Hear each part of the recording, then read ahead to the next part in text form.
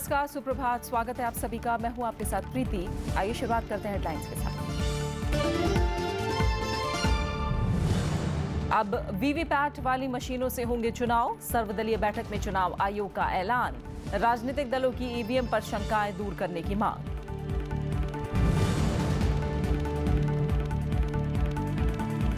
तीन तलाक शादी तोड़ने का सबसे बुरा तरीका। सुनवाई के दौरान सुप्रीम कोर्ट की टिप्पणी। सलमान खुर्शीद ने कहा, निकाहनामा में शर्त जोड़कर महिलाएं कर सकती हैं इनकार।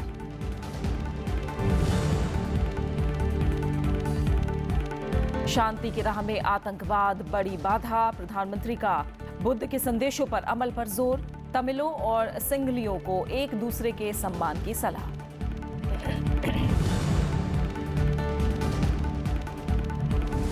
यूरोप समेत दुनिया के कई देशों में साइबर हमला। स्वास्थ्य सेवाओं और दूरसंचार कंपनियों से जुड़े कंप्यूटर भी बने निशाना। फाइल रिकवरी के लिए फिरौती की मांग।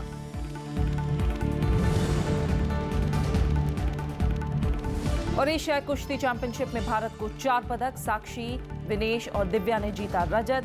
रितु फोगाट का कांस्य पर कब्जा। और बुलेटिन की शुरुआत करेंगे साइबर दुनिया में बड़े हमले से। यूरोप समेत दुनिया के कई देश साइबर हमले के शिकार हुए हैं। इन साइबर हमलों के बाद कंप्यूटर्स ने काम करना बंद कर दिया है। कई संगठनों ने कंप्यूटर्स के लॉक होने और बिटकॉइन की मांग करने वाले स्क्रीनशॉट्स साझा किए हैं। ब्रिटेन, अमेरिका, चीन, रूस, स्पेन, इटली, वियतनाम और कई और देशों में साइबर हमलों की खबरें हैं। हैकर्स ने ब्रिटेन की हेल्थ सर्विस से जुड़े कंप्यूटरों को निशाना बनाया है। इंग्लैंड के कई अस्पतालों का कहना है कि उन्हें कंप्यूटर खोलने में परेशानी हो रही है। जो कंप्यूटर्स हैक हुए हैं उन्हें खोलने पर एक मैसेज दिखाई दे रहा है जिसमें कहा गया है कि फाइल रिकवर करना चाहते हैं तो पैसे चुकाने होंगे। ये वायरस कंप्यूटर में मौजूदा फाइलों और वीडियो को एन्क्रिप्ट कर देता है और इन्हें फिरौती देने के बाद ही डिक्रिप्ट किया जा सकता है। खास बात यह है कि इसमें फिरौती चुकाने के लिए समय सीमा तय की जाती है और अगर समय पर पैसा नहीं चुकाया जाता तो फिरौती की रकम बढ़ जाती है। और अब कुछ और अहम खबरें। देश में आगामी सभी चुनाव वीवीपैट से लैस मशीनों से कराए जाएंगे। साथ ही वीवीपैट से निचली पर्चियों के मिलान के लिए भी व्यवस्था बनाई जाएगी। चुनाव आयोग के साथ ही राजनीतिक दलों के साथ बैठक में इस बारे में फैसला लिया गया। इसके अलावा राजनीतिक चंदे समेत दूसरे चुनाव सुधार को लेकर भी चर्चा हुई। चुनाव आयोग ने ईवीएम मुद्दे पर चर्चा के लिए शुक्रवार को राजनीतिक दलों के साथ बैठक की। इसमें सभी 7 राष्ट्रीय दलों के साथ राज्य आधारित 48 मान्यता प्राप्त दल के प्रतिनिधि शामिल थे। बैठक में हैकिंग की व्याख्या को लेकर बहस हुई। चुनाव आयोग ने कहा कि ईवीएम में छेड़छाड़ साबित करने का मौका जल्द ही राजनीतिक दलों को मिलेगा और आगामी सभी चुनाव वीवीपैट से लैस ईवीएम से होंगे। All the future elections will be mandatorily held with VVPAT, and the Commission has also taken into account that the VVPAT slips of electronic voting machine up to a definite percentage, which will be determined by the Commission, will also be subjected to counting, and the Election Commission of India will evolve an appropriate framework in this regard. बैठक के बाद आम आदमी party ने कहा कि ज्यादातर दलों ने ईवीएम में छेड़छाड़ पर चिंता जताई और आयोग से इस आशंका को दूर करने की मांग की। 1-2 पार्टियों को छोड़ के सभी ने इस बात को जोर देके कहा कि ईवीएम कोई ऐसी मशीन नहीं है जिसके बारे में 100% गारंटी लेके ये कहा जा सके कि टेम्परिंग नहीं हो सकती है। सबको कहीं ना कहीं डाउट है। चुनाव आयोग ने ईवीएम के सुरक्षा मानकों पर विस्तार से प्रस्तुति दी। वहीं 16 राजनीतिक दलों ने आयोग के सामने मतपत्र से चुनाव कराने की मांग रखी। This is the starting point. They have assured us that VVPAT is going to be there in every election now. The next general election of states which are going to take place will all be through EVM VVPAT. स्वतंत्र जो election commission के अधीन नहीं है, ऐसे technical experts को भी उसको छानबीन करने का कोई जगह होना चाहिए। We are strongly demanding that the old system ballot papers should be introduced again. And regarding bribery and other issues, we have said transparent system हो तो VVPAT should not be a problem. उससे 100% समझ में आएगा कि किनको vote दिया है। Government must come forward to spend the money for the election campaign and also that way even ordinary persons, independent members or even small parties can contest the election.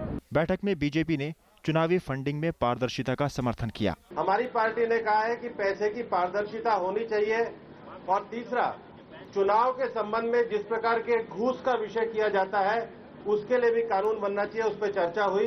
Cabinet ने VVPAT machine खरीदने के लिए 3200 करोड़ रुपए मंजूर किए हैं। चुनाव आयोग ने इस तरह की 16 लाख मशीनें खरीदने का प्रस्ताव रखा था। Pranab Goswami, Rajya Sabha TV. Supreme court ने कहा है कि 3 तलाक शादी तोड़ने का सबसे बुरा तरीका है। कोर्ट ने शुक्रवार को सुनवाई के दौरान ये टिप्पणी की। मामले की सुनवाई अगले हफ्ते भी जारी रहेगी। सुप्रीम कोर्ट में 3 तलाक पर सुनवाई के दौरान शुक्रवार को बड़ी टिप्पणी की। कोर्ट ने कहा कि ये शादी खत्म करने का सबसे खराब तरीका है, लेकिन मुस्लिम समुदाय की कुछ धाराएं इसे कानूनी रूप से सही मानती हैं। सुनवाई के दौरान वरिष्ठ वकील सलमान खुर्शीद ने कहा कि 3 तलाक की न्यायिक समीक्षा कोई मुद्दा नहीं है, क्योंकि महिलाएं निकाहनामा में शर्त रखकर 3 तलाक को नहीं मान सकती हैं। इस पर कोर्ट ने खुर्शीद से उन देशों की सूची बनाने को कहा जहां पर 3 तलाक पर प्रतिबंध है। मैंने बताने का ये प्रयास किया कि ट्रिपल तलाक का कोई औचित्य नहीं बनता है और क्यों नहीं बनता है, उसके सारे उदाहरण और उसके जितने भी जो भी उसके विषय थे वो सब मैंने कोर्ट के सामने रखे। वरिष्ठ वकील राम जेठमलानी ने दलील दी कि 3 तलाक समानता के अधिकार के खिलाफ है, क्योंकि इसका अधिकार सिर्फ पुरुषों के पास है। सरकार का कहना है कि यह मसला मानवाधिकार का है। कुरीतियों से जुड़ा हुआ ये मुद्दा है। ट्रिपल तलाक ये कोई धर्म से जुड़ा हुआ मुद्दा नहीं है, इसलिए कुरीतियों से जुड़े हुए जो सवाल हैं उसके लिए समाज को खुले मन से, खुले दिमाग से आगे आना चाहिए। सुप्रीम कोर्ट गुरुवार से इस मामले की नियमित सुनवाई कर रहा है। कोर्ट ने साफ कर दिया है कि वो सबसे पहले इस पर विचार करेगा कि ये मामला मौलिक अधिकार का है या धर्म का। सुप्रीम कोर्ट ने कहा है कि अगर 3 तलाक धर्म का मामला हुआ तो वो इसमें दखल नहीं देगी। रविंद्र सिंह शौरान, राज्यसभा टीवी। श्रीलंका में प्रधानमंत्री नरेंद्र मोदी ने पूरे इलाके में शांति की अपील की। उन्होंने भारत और श्रीलंका को आतंकवाद से मुक्त रखने और लोगों से मिलजुल कर रहने की सलाह दी। प्रधानमंत्री नरेंद्र मोदी भगवान बुद्ध की जयंती पर होने वाले वेसक दिवस कार्यक्रम में उन्होंने ये बात कही। प्रधानमंत्री नरेंद्र मोदी ने इस अवसर पर वाराणसी और कोलंबो के बीच सीधी विमान सेवा के शुरुआत की भी घोषणा की। प्रधानमंत्री बीती रात स्वदेश लौट आए हैं। श्रीलंका गए प्रधानमंत्री नरेंद्र मोदी शुक्रवार को वेकस दिवस समारोह में मुख्य अतिथि के तौर पर शामिल हुए। बुद्ध के जन्मदिन पर मनाए जा रहे इस अंतर्राष्ट्रीय समारोह में श्रीलंका के राष्ट्रपति मैत्रीपाला सिरिसेना भी मौजूद थे। इस मौके पर प्रधानमंत्री नरेंद्र मोदी ने शांति के लिए आतंकवाद को सबसे बड़ा बाधक बताया। menace of terrorism in our region is a clear manifestation of this destructive emotion. प्रधानमंत्री नरेंद्र मोदी ने तमिल बहुल डिकोई शहर में भारत की सहायता एक अस्पताल का भी उद्घाटन किया। बाद में उन्होंने तमिलों की एक सभा को भी संबोधित किया। प्रधानमंत्री ने श्रीलंका के तमिलों और सिंहलियों को एक दूसरे की जीवन शैली का सम्मान करने की सलाह दी। We need to strengthen, not separate these threads of unity and harmony.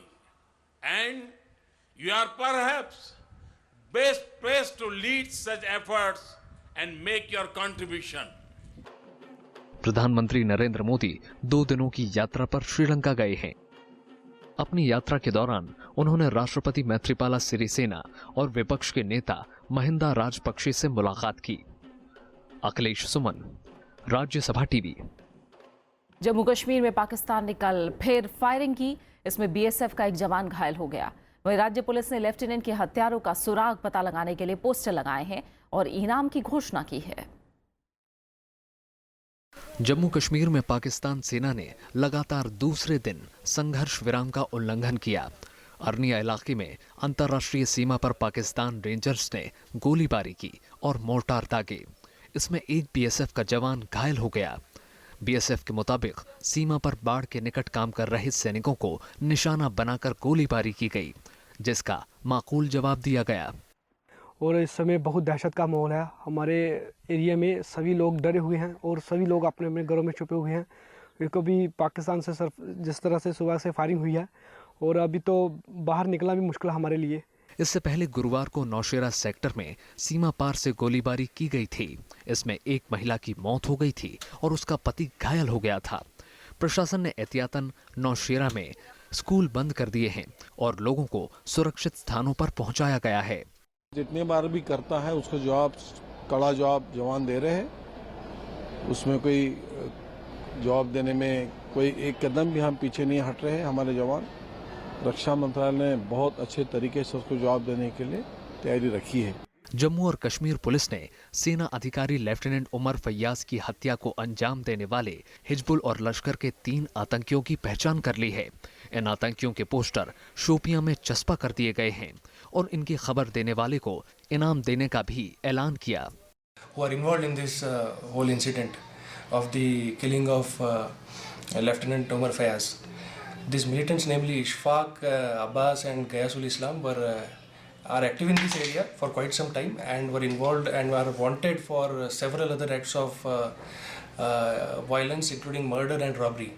Srinagar और शोपियां में शुक्रवार को स्थानीय लोगों ने प्रदर्शन किया और सुरक्षा बलों के साथ उनकी झड़प हुई। जुमा की नमाज के बाद कुछ लोगों ने नारेबाजी और पत्थरबाजी शुरू कर दी।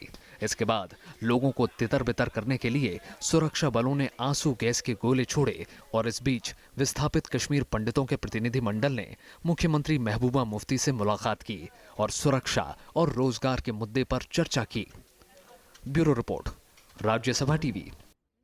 केंद्रीय गृह मंत्री राजनाथ सिंह ने सभी मुख्यमंत्रियों से अपने राज्य में कश्मीरी छात्रों और कामगारों के लिए बेहतर माहौल मुहैया कराने की अपील की है और उन्हें पूरी सुरक्षा देने की सलाह दी। उन्होंने चंडीगढ़ में उत्तरी जोनल काउंसिल की बैठक में ये बात कही। मीटिंग में हरियाणा, हिमाचल प्रदेश, जम्मू कश्मीर, पंजाब, राजस्थान, केंद्र शासित प्रदेश, दिल्ली और चंडीगढ़ के मुख्यमंत्री, मंत्री और उपराज्यपाल शामिल हुए। पिछले दिनों राजस्थान के मेवाड़ विश्वविद्यालय में कश्मीरी छात्रों के साथ मारपीट का मामला सामने आया था। कोर्ट की अवमानना के दोषी ठहराए गए कलकत्ता हाईकोर्ट के जस्टिस सीएस कर्णन की याचिका पर सुप्रीम कोर्ट ने जल्द सुनवाई करने से इनकार कर दिया है। अदालत ने कहा कि 7 जजों की संवैधानिक पीठ ने आदेश जारी किया था और वही याचिका पर सुनवाई करेंगे। जस्टिस कर्णन ने अदालत की अवमानना अधिनियम की संवैधानिक वैधता को चुनौती दी है। उन्होंने कहा कि उनके खिलाफ अवमानना की कार्रवाई नहीं चलाई जा सकती। संविधान के तहत हाई कोर्ट सुप्रीम कोर्ट के अधीन नहीं है, बल्कि सुप्रीम कोर्ट की तरह हाई कोर्ट भी अपने आप में स्वतंत्र है। यह अलग बात है कि हाई कोर्ट के न्यायिक फैसलों को सुप्रीम कोर्ट में चुनौती दी जा सकती है।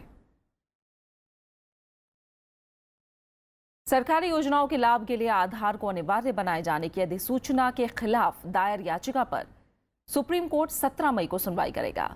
याचिका में कहा गया है कि केंद्र सरकार का मिड डे मील, ठेका मजदूरों के लिए और राइट टू एजुकेशन और स्कॉलरशिप जैसी कल्याणकारी योजनाओं में आधार को अनिवार्य करने का नोटिफिकेशन गलत है। ये सुप्रीम कोर्ट के आदेशों के विपरीत है, इसलिए नोटिफिकेशन पर अंतरिम रोक की मांग की गई है। अधिसूचना के तहत सभी सरकारी योजनाओं के लाभ के लिए आधार को अनिवार्य कर दिया गया है।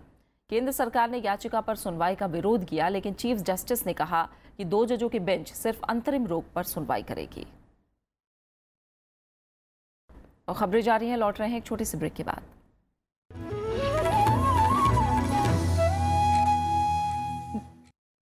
যদি তোর ডাক শুনে কেউ না আসে তবে একলা চলো রে, যদি তোর ডাক শুনে কেউ না আসে তবে একলা চলো রে, একলা চলো একলা চলো একলা চলো একলা। विरासत में इस बार गुरुदेव रविंद्रनाथ ठाकुर का रचना संसार हिंदी में पहली बार सिर्फ राज्यसभा टेलीविजन पर। आज सरोकार में बात उस ऐतिहासिक समस्या की जो बार बार पुराने रूप में दोहराई जाती है और एस्टैब्लिशमेंट हार जाता है। जो वायलेंस करते हैं उन लोगों को पूरी तरह से क्रश करना ही पड़ेगा। वो सिक्योरिटी फोर्सेस ही कर सकते हैं, वो बातचीत से संभल नहीं सकते। ये समस्या कानून व्यवस्था की है, सिर्फ अकेले में ऐसा नहीं मानता। इसके पीछे आर्थिक और सामाजिक विषमता भी है। हॉस्पिटल बनाते हैं, वो हॉस्पिटल तोड़ते हैं। अब नल बनाते हैं, वो नल खो देते हैं। How do do develop? Naxal board जब लूज रहते हैं तो कोई भी ना तो ऑपरेशनल थ्रस्ट होगा उसमें, ना ही उसमें आप जो मर्जी डेवलपमेंट कर लीजिए, डेवलपमेंट होएगी उसको सैबोटेज करेंगे। चाहे कश्मीर हो या बस्तर हो, सरकार की गलत नीतियों के कारण ये लोग मर रहे हैं। ये पूरा आदिवासी का प्रॉब्लम जहाँ पर नक्सल एरिया में जो चल रहा है, ये 5th schedule of the constitution का वायलेशन है, इसीलिए हो रहा है। देखिए सरोकार सिर्फ राज्यसभा टीवी पर।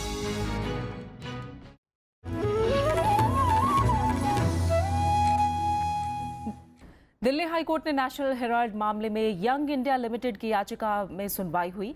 कोर्ट ने कंपनी के खिलाफ आयकर विभाग की जांच पर रोक लगाने से इनकार कर दिया है। यंग इंडिया में कांग्रेस अध्यक्ष सोनिया गांधी और उपाध्यक्ष राहुल गांधी मुख्य शेयरधारक हैं। कोर्ट ने कंपनी से कहा है कि वो पहले आयकर अधिकारी के सामने अपना पक्ष रखें। हाईकोर्ट की सुनवाई करने से मना करने पर कंपनी में याचिका वापस ले ली। यंग इंडिया ने सिर्फ 50 लाख देकर एसोसिएट जर्नल्स लिमिटेड का मालिकाना हक हासिल किया था। इसमें वित्तीय अनियमितता का आरोप लगा है। हमारी सब दलीलें सुनकर माननीय उच्च न्यायालय ने ये बड़ा स्पष्ट आदेश दिया है कि हम सभी दलीलें, जितनी भी दलीलें हमारे अधिकार क्षेत्र में हैं, उनको हम आईटी डिपार्टमेंट के सामने पुनः उठा सकते हैं और उस सभी समावेश में ये अधिकार क्षेत्र भी खुला है कि रीजन टू बिलीव नहीं था। उपहार अग्निकांड में अंसल बंधुओं पर सबूतों से छेड़छाड़ का मामला चलेगा। दिल्ली हाईकोर्ट ने कल ये आदेश दिया। अंसल बंधुओं की याचिका खारिज कर दी गई है। पीठ ने कहा कि निचली अदालत के पास इन आरोपों के लिए पर्याप्त सबूत हैं। इससे अंसल बंधुओं और अन्य के खिलाफ आरोप तय करने का पर्याप्त आधार है। साल 2014 में निचली अदालत ने कुल 7 आरोपियों के खिलाफ अपराध के लिए उकसाने, सबूत गायब करने और आपराधिक षड्यंत्र रचने का आरोप तय करने का आदेश दिया था। इसके खिलाफ सुशील और गोपाल अंसल ने हाईकोर्ट का दरवाजा खटखटाया था। इलाहाबाद हाईकोर्ट की लखनऊ बेंच ने उत्तर प्रदेश सरकार से बूचड़खानों के नए लाइसेंस जारी करने के लिए कहा है। साथ ही पुराने लाइसेंस के नवीनीकरण करने का आदेश दिया है। कोर्ट ने राज्य सरकार की उस दलील को खारिज कर दिया कि बूचड़खाने बनाना सरकार की जिम्मेदारी नहीं है और स्थानीय निकाय को बूचड़खानों के निर्माण की जिम्मेदारी निभाने को कहा है। कोर्ट ने कहा है कि सरकार किसी भी शख्स से नॉनवेज खाने के हक को नहीं छीन सकती। इस मामले में 17 जुलाई को अगली सुनवाई होगी। लोकल बॉडीज और सरकार की जिम्मेदारी है कि आधुनिक बधशालाओं का निर्माण और उनका जीर्णोद्धार कराया जाए, या जिनको नवीन लाइसेंस जारी होने हैं वो फूड सेफ्टी डिपार्टमेंट में अपने लाइसेंस के लिए आवेदन करेंगे। स्वदेशी तकनीक से निर्मित हल्के लड़ाकू विमान तेजस ने मिसाइल फायरिंग में कामयाबी हासिल कर ली है। शुक्रवार को Derby beyond visual range air to air missile छोड़ी गई। रडार गाइड मोड में मिसाइल ने टारगेट को तबाह किया। ओडिशा के चांदीपुर में हुए टेस्ट का मकसद डर्बी को विमान से जोड़ना और इसकी क्षमता परखना था। तेजस के लिए अंतिम ऑपरेशनल मंजूरी को हासिल करने की दिशा में एक बड़ा कदम है, जो अब इस साल के आखिर तक संभव मानी जा रही है।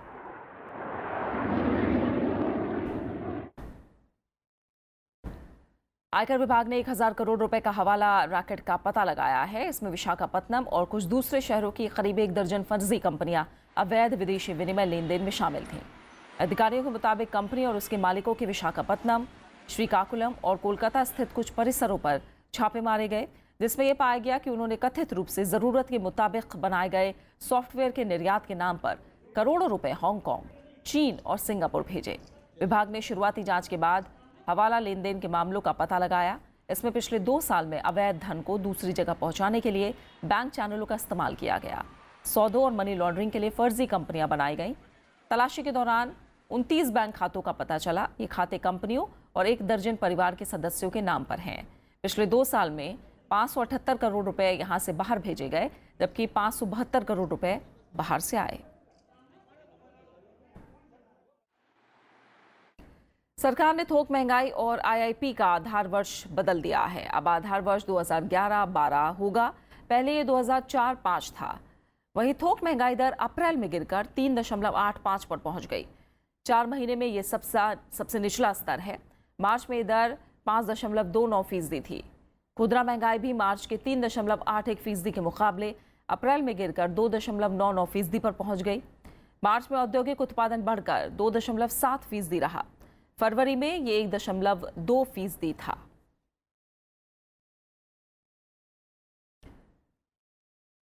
अमेरिका ने मुंबई हमलों के मास्टरमाइंड हाफिज सईद के संगठन जमात-उद-दवा अल-कुरान, आईएस और तालिबान जैसे आतंकी संगठनों पर लगाम लग सकेगी। अमेरिकी वित्त मंत्रालय के विदेशी संपत्ति नियंत्रण विभाग के निदेशक जॉन स्मिथ ने कहा कि अमेरिका आक्रामक तरीके से पाकिस्तान और आसपास के इलाकों में आतंकी समूहों और उनसे जुड़े संगठनों पर कार्रवाई करता रहेगा। इस बीच ट्रंप प्रशासन ने भारत और पाकिस्तान के बीच बिगड़ने के लिए इस्लामाबाद को जिम्मेदार माना है। राष्ट्रीय खुफिया ब्यूरो के निदेशक डैनियल कोट्स ने अमेरिकी संसद में एक सुनवाई के दौरान ये बात कही। उन्होंने कहा कि अगर पाकिस्तान की तरफ से कोई बड़ा हमला होता है तो रिश्ते और खराब हो सकते हैं। Islamabad has failed to curb militants and terrorists in Pakistan. These groups will present a sustained threat to the United States interests in the region and continue to plan and conduct attacks in India and Afghanistan. Pakistan is also expanding its nuclear arsenal. Quotes ने वार्ता के लिए भारत की इस शर्त का समर्थन किया कि सीमा पार से आतंकवाद रोकना चाहिए। कोट्स ने कहा कि पाकिस्तान अंतर्राष्ट्रीय अलगाव खत्म करने के लिए चीन के नजदीक जा रहा है। Pakistan is concerned about international isolation and sees its position through the prism of India's rising international status, including India's expanded foreign outreach and deepening ties to the United States. Pakistan will likely turn to China to offset its isolation, empowering a relationship that will help Beijing to project influence into the Indian Ocean. खुफिया bureau के निदेशक ने चेतावनी दी कि आतंकी संगठन भारत और अफगानिस्तान पर हमले की फिराक में है। पठानकोट और उरी में आतंकी हमले के बाद भारत और पाकिस्तान के रिश्ते मुश्किल दौर में हैं। Bureau report, Rajya Sabha TV.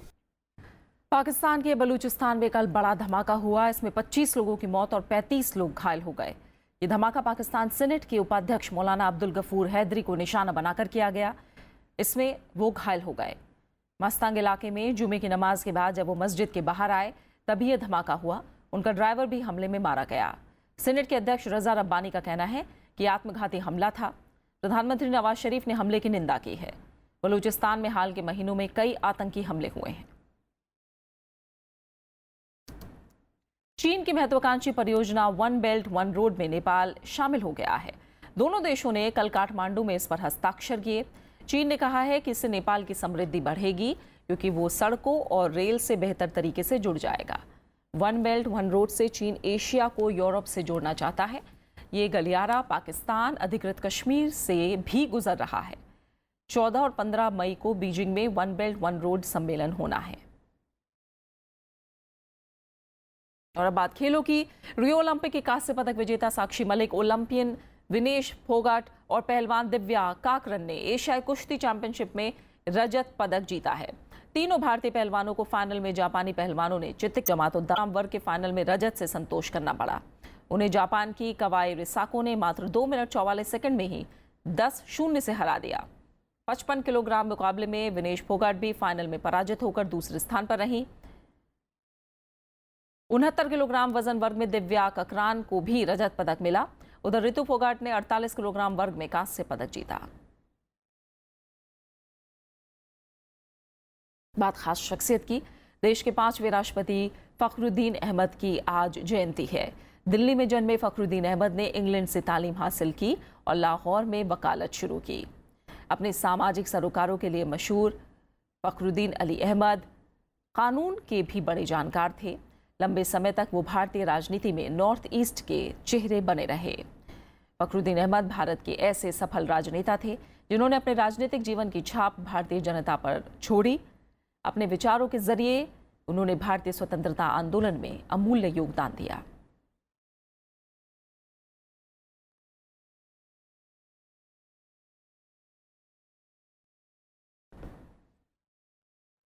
और अब आखिर में हेडलाइंस।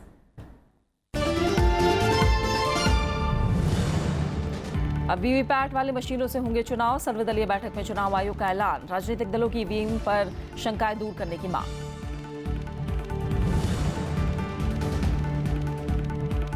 तीन तलाक शादी तोड़ने का बुरा तरीका। सुनवाई के दौरान सुप्रीम कोर्ट की टिप्पणी। सलमान खुर्शीद ने कहा, निकाहनामा में शर्त जोड़कर महिलाएं कर सकती हैं इनकार।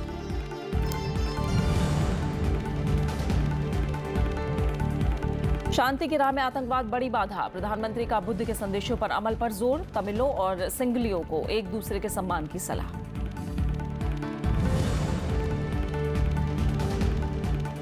यूरोप समेत दुनिया के कई देशों में साइबर हमला, स्वास्थ्य सेवाओं और दूरसंचार कंपनियों से जुड़े कंप्यूटर भी बने निशाना, फाइल रिकवरी के लिए फिरौती की मांग।